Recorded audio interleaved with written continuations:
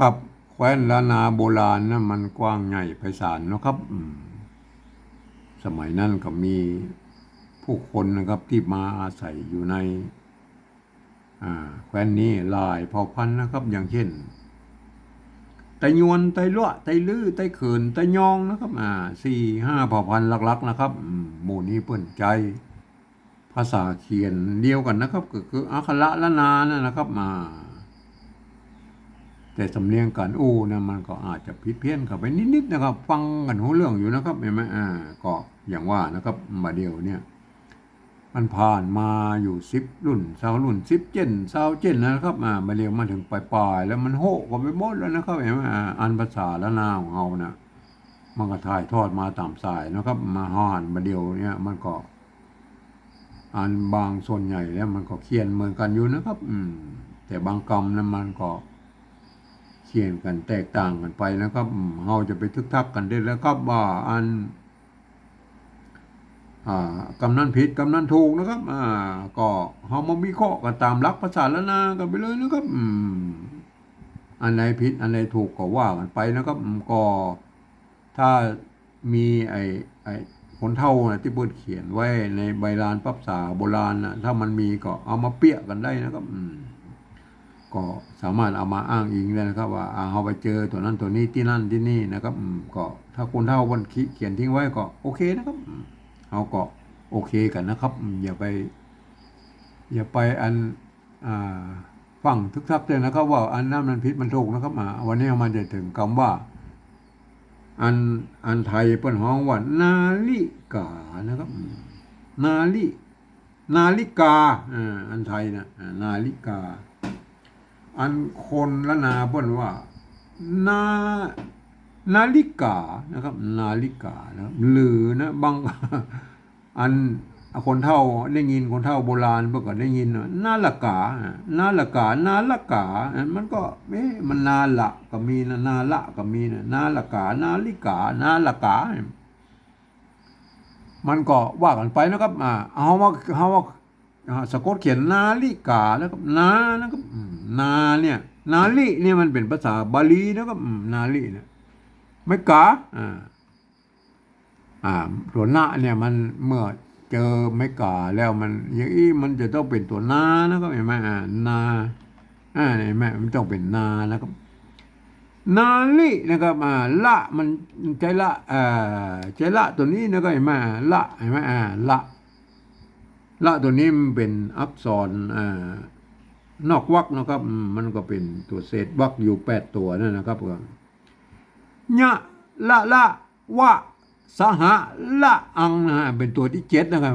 มันละแล้วก็อังนะครับมันตัวละตัวนี้มันมีนะตัวรอเนี่ยมันในภาษาบาลีนั่นเพิ่นมีอยู่3 ตัวนะครับตัวละนะครับญะละวะสหะละอังมันมีละนำตัวนะครับเห็นไหมละตัวนี้เห็นไหมนาลินะครับนาลิอันนาลิเนี่ยเป็นภาษาบาลีนะครับอันเนี้ยนาลินะครับเปิ้นก็เอ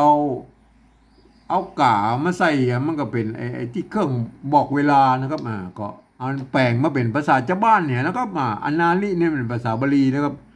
อันแต่กานี่มันเอามาใส่เติมเพื่อมันเป็นนาฬิกานะครับก็เป็นเครื่องบอกเวลานะครับเอากาเนี่ยมาเติมเป็นนาฬิกานาฬิกาได้ไหมอันนี้กานี่มันเติมเป็นภาษาบาลีนาลินั่นแหละครับนาลิเนี่ยมันเป็นภาษาบาลีนะเอากามาเติมนะครับเอากามาเติมก็เป็นภาษาชาวบ้านไปเลยนะครับเป็นภาษานาฬิกาไปเลยนะครับอันเล่งยินคนเฒ่าโบราณเปิ้นก็ว่าบางครั้งนาละกานะครับหรือนาละกานะครับนาละกานาตัวนาเนี่ยมันก็เป็นตัวนาเจอไม่กามันก็เป็นตัวนานะครับเป็นตัวนาอย่างอี้เห็นไหมนาละนาละละก็ตัวละนี่แหละครับเห็นไหมนาละกากาได้เลยไหม คนเฒ่าโบราณนาละกานาละกาเห็นไหมมันผมได้ยินอยู่นะครับเมื่อน้อยๆนะครับเห็นไหมได้ยินอุ้ยเพิ่นว่านาละกา นาละกาอันนี้นาละกาหรือนาละกาก็สุดแล้วแต่นะครับก็ เขาเขียนเป็นนาละกานะครับนาละกาใช่ไหมก็คนเฒ่าป่นได้ยินผมได้เป็นตอนน้อยๆก็ยังได้ยินอยู่นะครับว่านาละกาเนี่ยอันคนไทยว่านาลิกานะครับเขาก็เขียนตามไทยหน่อยกันนาลิกานะครับก็ทุแล้วแต่ท่านชอบนะครับไอ้สองคำเนี่ยท่านจะเขียนแบบได้ก็ได้นาละกาหรือนาลิกานะครับมันก็ไม่ยากนะครับ มันจะยากตอนนี้ว่าเราจะเอาไปขยายความคนอื่นได้ฮู้ในหันตุ้ยนี่มันยากกว่านี้แล้วครับเพราะว่าภาษาละนาของเรามันเป็นภาษาที่มันตายไปแล้วนะครับ การที่เราจะเอาเผยแพร่ให้คนอื่นได้ฮู้ในหันตุ้ยเนี่ยก็เราก็จะต้องใช้ภาษาอื่นๆนะมาเทียบเคียงนะที่เปิ้นฮ้องว่าปริวัตินั่นแหละครับ อันภาษาที่มันใกล้เคียงภาษาละนาของเราหน่อยก็คือภาษาไทยภาษาไทยนะครับภาษาไทยเนี่ยมันเกิดมาจากที่เดียวกันก็คือปอกขุนรามคำแหงนั่นนะครับที่เดียวกันนะครับมันผมเองเนี่ยผมได้ใช้หลักการนะครับของสภาวัฒนธรรมมหาวิทยาลัยเชียงใหม่นะครับเปิ้นตกลงกันไว้เมื่อปลายปี28แล้วนะครับเปิ้นบอกว่านะครับการที่จะเอาภาษาไทยมาสะกดเขียนภาษาละนาหรือเปิ้นฮ้องว่าปริวัตินั่นแหละครับภาษาธรรมละนาเนี่ยก็กระทำได้อยู่3 แบบนะครับ3 รูปแบบนะครับคือแบบที่1นั่นนะเพื่อจะเอาไว้ไปบันทึกเขียนในหลักศิลาจารึกหรือเอกสารสำคัญในโบราณนะครับเห็นไหมเปิ้นจะเอาอักษรไทยเนี่ยไปเทียบเอามาทุกอักขระทุกไม้ทุกเครื่องหมายของภาษาละนาเนี่ยเห็นไหม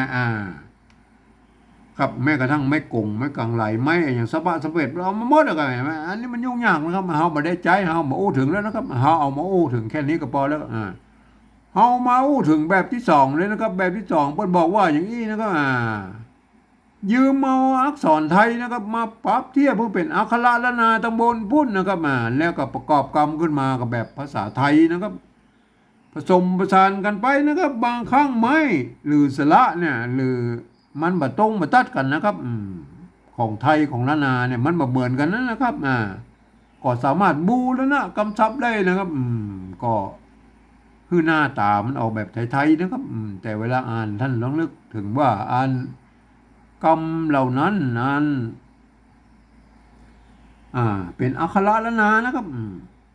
คนทั่วไปบ่สามารถเข้ามาอ่านได้บางครั้งมันจะผิดเพี้ยนสำเนียงนะครับ อย่างเช่น ตัวนี้เห็นไหมอันนี้ห้อยเป็นนอหนูนะครับ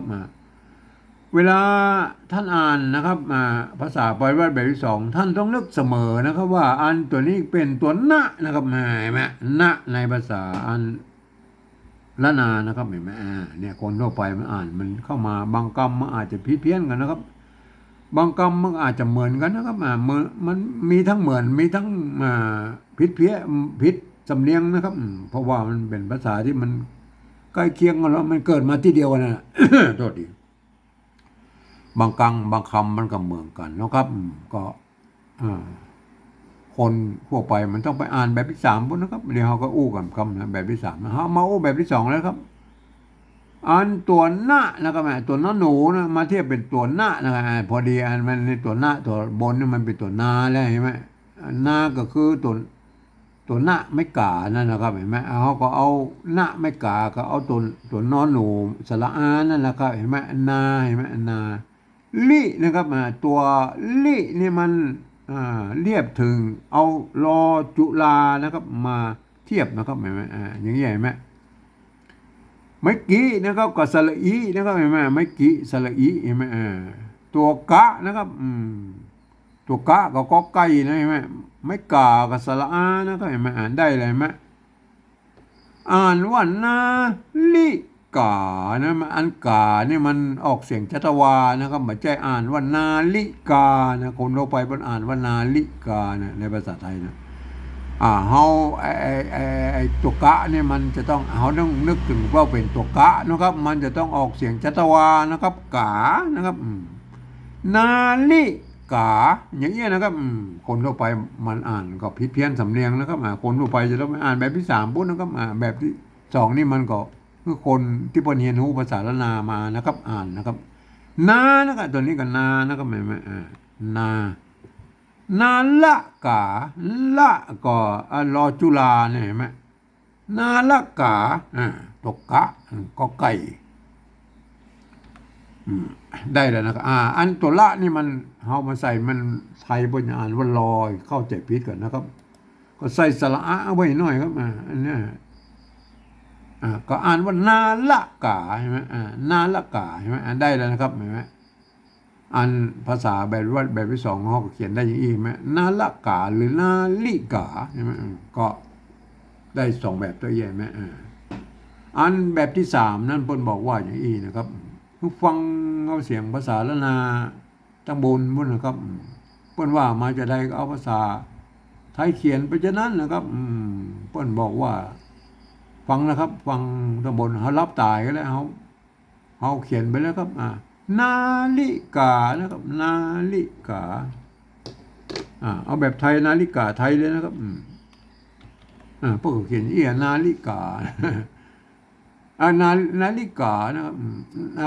นาฬิกาอันนี้ไหมอันนี้มันนาฬิกาใช่ไหมในภาษาไทยนาฬิกา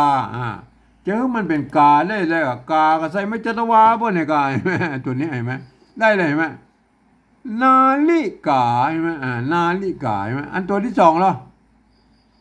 อันตัวที่สองนาละกาอันตัวที่สองนาละกา